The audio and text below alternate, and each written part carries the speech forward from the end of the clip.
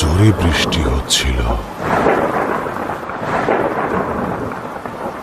মেঘের গর্জন যে কারোর মনে আতঙ্ক সৃষ্টি করার জন্য যথেষ্ট ছিল।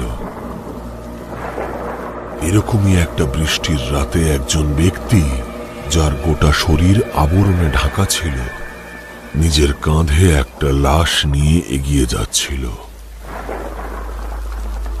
সে বড় সন্তর্পণে এগিয়ে যাচ্ছিল, যাতে কেউ তাকে দেখে না ফেলে।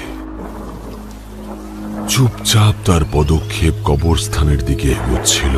তার কাঁধে ছিল লাশ, আর হাতে ছিল একটা কাটা মাথা।